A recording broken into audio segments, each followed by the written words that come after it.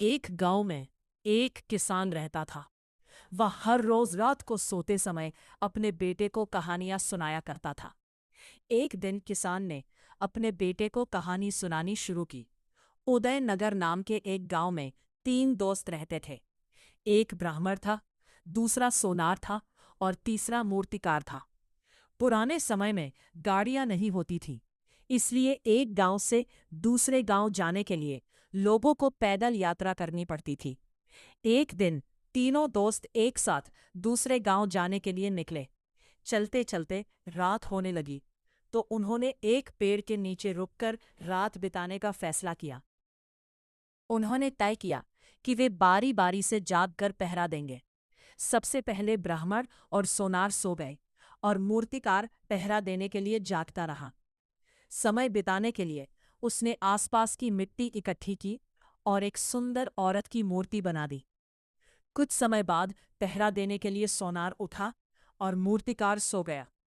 सोनार ने जब उस सुंदर मूर्ति को देखा तो उसने सोचा, अगर मैं इस मूर्ति को गहने पहनाऊं तो ये और भी सुंदर लगेगी। फिर उसने उस मूर्ति के लिए सुंदर गहने बनाकर उसे पहना दिए।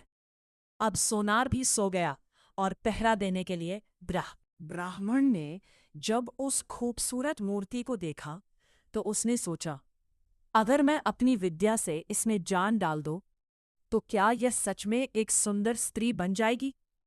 इस तरह उसने अपनी विद्या से उस मूर्ति में प्राण डाल दिए और वह मूर्ति एक जीवित स्त्री बन गई। सुबह हो गई। तीनों दोस्त जागे और उस सुंदर स्त्री को देखकर उससे शादी करने के लिए आपस में लड़ने लगे। आखिर में तीनों दोस्त उस सुंदर स्त्री को लेकर राजा विक्रमादित्य के पास पहुंचे। उन्होंने राजा को पूरी बात विस्तार से बताई और उनसे पूछा, महाराज, हम तीनों में से इस सुंदर स्त्री से विवाह करने का अधिकार किसे होना चाहिए। राजा विक्रमादित्य मुस्कुराए और बोले, यह तो बहुत आसान सवाल है।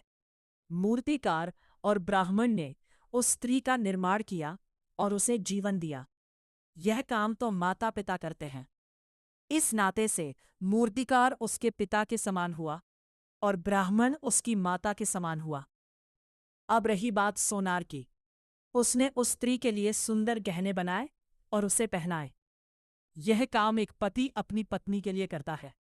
इस नाते से वही उस स्त्री से विवाह कर सकता है। राजा का यह न्याय सुनकर सभी लोग फिर उसी समय सोनार और उस सुंदर स्त्री का विवाह कर दिया गया। इतना कहकर किसान ने